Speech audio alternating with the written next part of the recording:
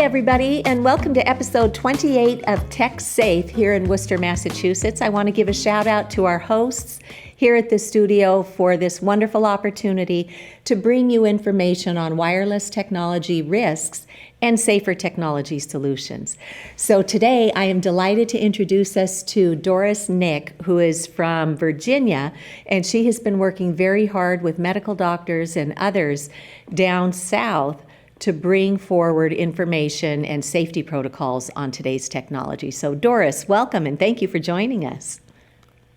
Thank you for having me, Cece. It's a pleasure to be here. Wonderful. So tell us, how did you first discover that there was something to pay attention to with wireless technology? So it was actually in 2020. When I think back on it, I think I had been warned before by a parent. I was a part of the Holistic Moms Network in an organization, and someone had warned me, but the way they approached it, I was like, there's nothing here. So it was in 2020 when our children were sent home from school and they were placed on wireless devices and, in front of me. My son at that point was in kindergarten and my daughter was in fourth grade. And so when they were all sent home from school and they were to get on the computers, first of all, a kindergartner, that makes no sense. But for my fourth grader, still, I began noticing, we were not living in fear. We were eating the same diet. All the things were the same. But when they were on the technology to connect with their classmates and their teacher, they started experiencing upset stomachs, headaches, and nosebleeds. And it was both my children. And I thought, something's not right here. And I had also listened to Dr. Rashid Buttar. I had a friend who sent me his video, and every time that this generation was mentioned, there was a censoring occurring. And so I thought, that's interesting. There's a lot of censoring around this issue and this generation of technology. So let me go take a look into that. And what I found blew me away.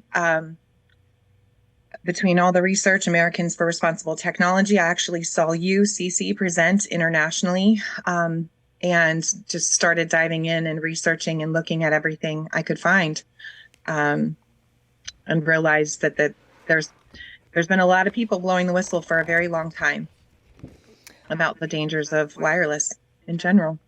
So as you pieced all of these components together on the biological effects that you were seeing in your family, what did you do to address that? So right away, I reached out to the teachers and had said, we're not going to be joining on all of these Zoom calls. And I would prefer paper. So I did go to the school and grab the paperwork that was provided. That was an option also, instead of having to do everything online. And then I called and was able to get someone to come out in the midst of COVID and come and hardwire our home. That was initially the first thing that I knew we needed to do.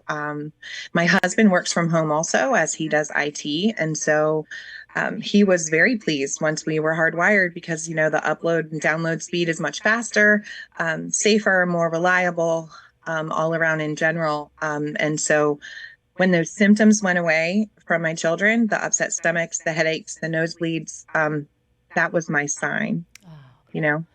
Follow the indications of the behavior and what's occurring. And when you remove the problem, you typically will remediate the health outcomes. Yeah. So what kind of person came in and did your hardwiring for you?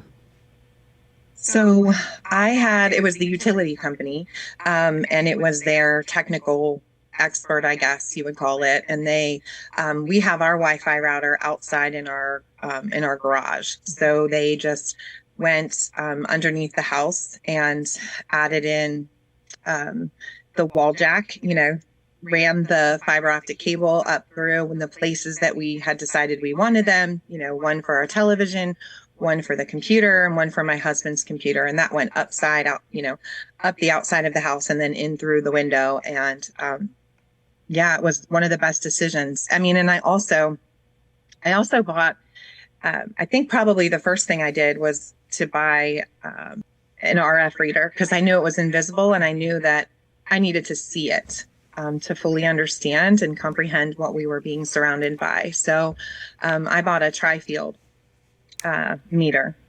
Oh, you pieced it all together so well because, like you say, this is invisible. And just like with the pandemic, we need to be vigilant with these invisible environmental exposures. So good on you, Doris. You are rocking it as a mom. And what was the reaction from your schools when you said, I really don't want my kids to be on screens all the time to access their education? So that was in 2020. And so the kids never went back to school that year. They were kept home. I think maybe it was February they were sent home. I can't remember exactly, but the whole rest of that year, everything was done from home anyway. And I made the decision, understanding and knowing that, my son was in kindergarten and I had gone into his classroom as a mom helping out. And noticed that even all in Virginia, even the kindergartners, there were multiple wireless Chromebooks, and that just disturbed me. I'm an educator by trade. I'm elementary and early childhood and English as a second language certified, and I hadn't been back to full-time teaching. But when I was teaching, up until my daughter was one, in the public school setting, the computers were in a row, hardwired. It wasn't this wireless on your lap, take it, let's just use it for fun. I mean, I remember being in my son's, it was a class party or something that he had, and the kids, after they finished the craft that we were doing, they were allowed to grab their Chromebooks and just go play a game. It wasn't even a powerful resource being used for anything other than just entertainment and let's just keep you busy with this device. And I began to think, I wondered, I called the nurse at my daughter's school to find out, has she been coming to the nurse's office complaining of upset stomachs? And sure enough, she had. So, but they wouldn't call me every time and alert me. I think they were just brushing it under the rug, thinking, oh, she just wants to get out of class or something. So, we made the decision at that point that we were going to homeschool our children. We weren't sure what the public school system was doing. They wanted to, mask the children, cover their faces, make them live in fear. And there just was no need to do that in our minds. We had seen the same doctor, Dr. Rushi Buttar.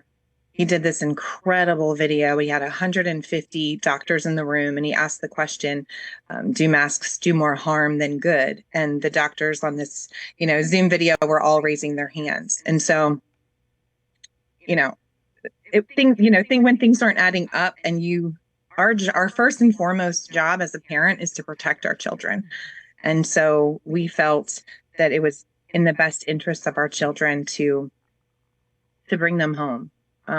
Because we knew in the classroom setting, there are no safe spaces for children who are sensitive to this. And it's cumulative, and children's bodies are absorbing, the science tells us the children are absorbing more radiation inch per inch on their bodies than a fully formed adult. So it is very serious. And wow, I really commend you. That is such a courageous move to not just go with the flow, but to do your research, understand what the risks are. And when you actually see the fallout in your child, good on you that you went to the nurse and said, hey, has my kid been coming to see you? And you probably planted a really important seed with the school nurse as well, because most have never been trained on microwave sicknesses. So we want to let everybody know that there is a medical conference. It's called the EMF, Electromagnetic Fields Medical Conference. There were 24.5 continuing medical education credits available up until July of 2023. Now that credit opportunity has closed, the executive director of the conference, Elizabeth Kelly, has decided to make that training available online at no charge for everybody. So every doctor, every nurse, every dentist, every physical therapist, every health coach, every healthcare practitioner in the world, and every concerned citizen can go access this. It was a 4-day medical conference, so there's 50 or 60 videos. The lectures are a half an hour to an hour, some maybe 18 minutes. So you could start scheduling these into your day and learning from world-leading doctors, scientists, building biologists, and others on the risks of today's wireless technology and what to look out for. I do a free public education training as well every month. And next month, Doris will be joining me as my co-host on the 25th of March at 6 p.m. Is that right? We're doing the evening one together. So Doris will be my co-host, and I will give a full presentation on the facts. So everybody is welcome to go out to Massachusetts for Safe Technology, and you'll have that address in this video as well. So please join us, because every parent today should be given the facts on this so they can assess if first it's having an impact on their children, and second, what to know to look for in case that cumulative tipping point hits. And then they start having all these seemingly unrelated symptoms, you know, the headaches, the nosebleeds, the nausea, the dizziness, anxiety, depression, suicidal ideation. We see links in the scientific literature to ADD, ADHD, autism, Alzheimer's coming on at earlier and earlier ages, cancers, infertility. So we're biological beings. We can't continue to radiate the cells in our body and disrupt their electrical signaling and expect us to behave the way that people and pollinators and trees and birds and bees have operated since the beginning of time, because we're really messing with the electrical circuitry in the earth and in our bodies. So, Doris, you have just been a force because you're a mom. You're a mama bear, right? How has it been trying to have this tech safety conversation with other parents? You know, the technology has become very addictive for all of us in general. But what I have found is that when I listen, I hear oftentimes parents discuss children's behavior and how much technology they've been on. And then when they take it away, they notice, a complete turnaround, right? A 180. So I think I just keep planting seeds and sharing information about that with them. Like, I really, and your personal testimony is powerful. So having my own children and fighting the battle with them still, even though they know and they've seen an RF reader, they've been able to witness it for themselves, what they can't see, what is invisible to them. Mm-hmm. It's definitely a challenge, right, for all of us parents. But it's important that we share this information with one another so that people become more aware of the harms. And, I oftentimes share that there's a warning inside their cell phone because so many people don't know that. And when I first watched you do that, I was just blown away. Right. And so that's something to share so often. For anybody who hasn't done it yet, if you have an iPhone with you today, go into settings. And once you're in settings, scroll down a little ways and hit general, and then go all the way down to that bottom of that menu and hit legal and regulatory. From there, you'll see a screen come up that has a few items up top. About 4 down, you'll see RF exposure. That's radio frequency, energy as they call it in that fine print disclaimer. It's actually two-way microwave radio frequency radiation, and that fine print has been in there all along. And when we read it, it tells us this device was tested at a distance from the body. So if you're holding it, this one device has 5 or 6 separate antennas in here. And we've never been taught to think, cellular and data is its own antenna. Wi-Fi has its own antenna. Bluetooth has its own antenna. Locator, hotspot. All these services that come just full tilt with our phones, we don't even realize we have a choice. So we try to teach people to turn off all the antennas so that they're not radiating. And at home, I know a lot of people got talked into giving up their landlines, but if you can get your landline back, it's usually only about $20 a month. You can then forward your cell phone calls right to your landline. And then you can keep this in airplane mode. Word of caution for everybody who has an iPhone. If you put it in airplane mode, you still need to look at the Wi-Fi and the Bluetooth antennas, because if they just say not connected, that means it's still over there pulsing this radiation from those antennas going, here I am, here I am, here I am. It's just not connected. So what we want to teach people is just go into the setting right there and turn it off. And then, Doris, you did the right thing by getting a radio frequency detection meter. And I have with me today the one that was recommended at the EMF Medical Conference. And doctors are putting this on loan in their medical practices. There's a doctor here in Massachusetts who loans it to her patients for $10 and says, you've got 2 hours. Go home, do your scavenger hunt, jot down where you're finding exposures, and then come on back and we'll teach you how to remediate that. So you have done everything just so well, Doris. So another thing that we have discovered is that some people can't afford to buy a meter. This one's in the $400 range. Doris, I think the one that you have, the Tri-Field ED88 something or other, that's under $200, which is more affordable, and a lot of people really like that meter too. But what I did is I thought everybody in my community should have access to this. So I went, and it wasn't an easy conversation. It took me 3 grant cycles and a lot of education. But I got our town select board educated, and back in 2016, we became the first in the nation to put a radio frequency detection meter on loan in a library.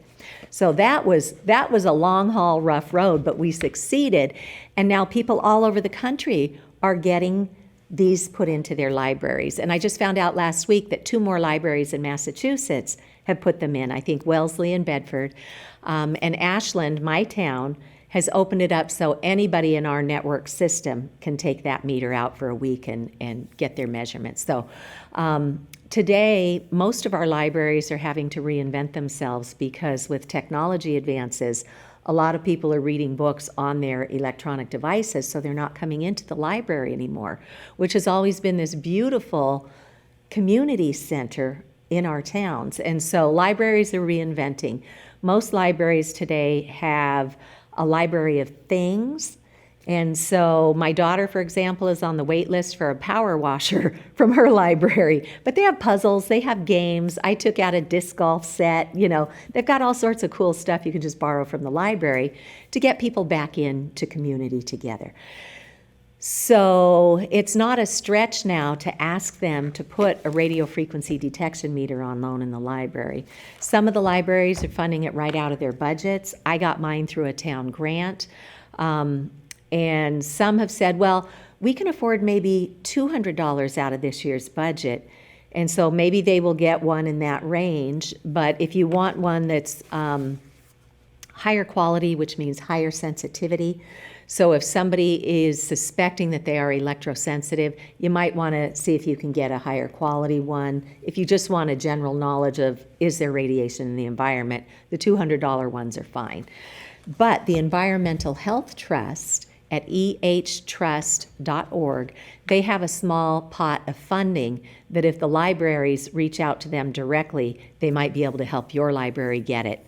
But it has to be done through the library, not through the citizen. But you can educate the library. And one of the things that's really helpful when you talk to your libraries is that libraries, many of them have subscribed to streaming services of Canopy or Hoopla.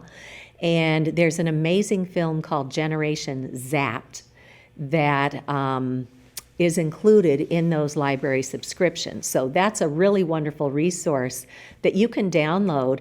Tell your librarian about it. She or he may want to go watch that film too to better understand this issue. And I was so honored when my work in helping to get our public schools become the first in the nation to adopt best practices for mobile devices.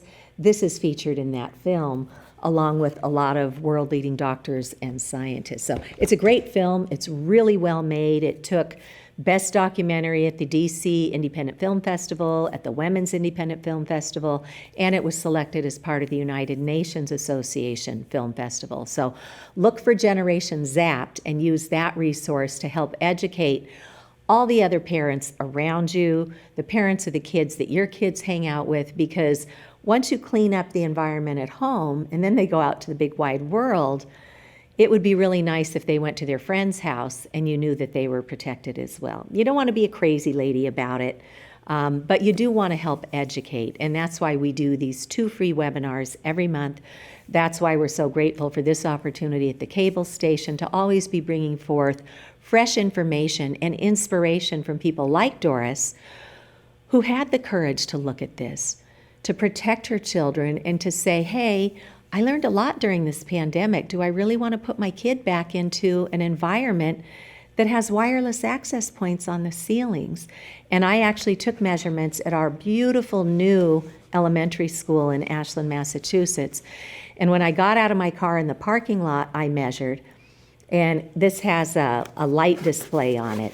And if there's radiation, it'll go from green to yellow to red to extreme. So here in the studio, we're in a fair level. It's giving me a reading of 1,420. We want it to be 10 or less in our indoor spaces, certainly no more than 100. Outside my kids' school, it was in the green. And I thought, this is awesome. There's no cell towers around here. And then when I got into the school and I started measuring the gym, the music room, the art room, the computer room, the library, the classrooms, the hallways, screaming red. And the kids weren't even in the building with all their equipment going. This was just the ambient radiation from those wireless access points. So I'm back in talks with my town to see what we can do, first to educate them, and then to bring forth solutions. So I understand that when you decided not to go back into the public school district, that you joined other parents who are already homeschooling. And in my little mind, I don't have any experience with homeschooling. I thought it was you at your kitchen table teaching your kids. Tell us about the program that you run with these other parents who are homeschoolers. So I chose to find a support system, even though I had already been, and I'm an educator by trade, right? I knew I could teach my children, but I knew that they needed that social environment. I knew that I needed support. This is our 4th year now, and it was one of the best decisions that I've ever made. And we joined what's called a Classical Conversations group, and that's an international homeschool program. And what that basically means is that classical education is a proven method of education that capitalizes on the children's natural inclinations, right? So to absorb, to understand, and present information, and it breaks it down at each stage of their mental and emotional development. And the conversations are focused on Christianity and community, and we come from a Christian worldview, which is something that you will not get in a public school setting either. So it's been a blessing. There's a lot of support provided, and it helps us to equip one another to continue this journey and know that God is on our side and helping us to raise our children. And so the main goal is to know God and to make him known. So it's how many families and how many children are part of your homeschool? At the one that I'm at, there's at least, I would say, close to 60 children. Now that some are younger siblings and things like that may go into childcare and other things, but around 60 children, and I want to say maybe 50 parents, like 50 families. I'm not the director. I simply tutor other people's children on that day, which is great because my kids need a break from me and I need a break from them. So, there's someone else who takes my kid that one day a week. And we have a 24-week cycle for each year for the younger kids. And then at my daughter's age, because she's now in 8th grade, they do a 15-week and 15-week. So 30-week, which is very similar to what they would get in a college. And it's a very rigorous program. And actually, a lot of colleges and universities look for homeschool children who have taken this classical conversations program because it's very intense. And you could homeschool and just pick your own curriculum and do it how you choose. I just knew that my daughter had, 5 years of public school, and to pull her from that, I needed to be able to transition and have that support too. And we do all the things public school does. We go on field trips. We have a yearbook. We have different events throughout the year, depending on what parents volunteer to assist with. So, celebrations, it's incredibly similar. It's just the ability to protect your children. We meet in a church. So, that's wonderful. that's what our Can I ask what the cost associated with homeschooling is? it is no matter what you do. I don't think it's cheap. Depending on the curriculum, and it is definitely an expense that you don't have with public school, but it's homeschooling. Classical conversations and homeschooling in a group is definitely less expensive than a Christian school or a private school. Okay. So, well, that's good. Yeah, I had, when I was a new mom, we put our first child into a Montessori school for preschool, and we loved Maria Montessori's education model, and that's why we chose it. Unfortunately, the administrators at that school were going through a bit of a rough patch, and so we decided not to put her back in, and we put my daughter back into public schools. So we've had that experience of paying out of pocket for our child's education, and you're right, it definitely was not cheap. So it's heartening to know that the homeschool option is not quite as costly for a family as that. And we are already paying taxes into the public school system, so we should really get their attention and walk them through this and help to get the kids safe. So Doris, I know there's a lot more that you've been working on. Would you like to join us for a second episode? Would you be able to stay for another half an hour? And we can talk more about the community level work that you are doing down there with the Virginia Medical Freedom Alliance. So with that, I would like to thank you for this episode, because I'm just so impressed and so intrigued with the homeschooling experience that you shared with us. And maybe it will encourage others to pluck up the courage, because it's hard to think about making such a major shift of removing your children. But they were removed for the pandemic anyway. So if nothing else, this is teaching a lot of kids to be resilient. And when you remove the microwave radiation, many more children regain the resiliency that they once had. So thank you. Thank you for sharing your experience, and we will be back for episode 29 in just a few minutes. Thank you so much.